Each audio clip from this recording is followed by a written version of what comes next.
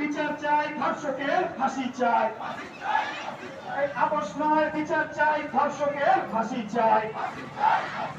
আরজিকর হাসপাতালে খুন ধর্ষণ হলো কেন, প্রশাসন জবাব দাও। আরজিকর হাসপাতালে খুন ধর্ষণ হলো কেন, প্রশাসন জবাব দাও।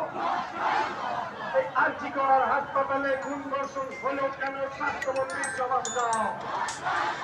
এই ব্যর্থবিধি তোমার দায়, এবার তুমি নাও বিদায়। এই ব্যর্থবিধি তোমার দায়, এবার তুমি নাও বিদায়। এই ব্যর্থবিধি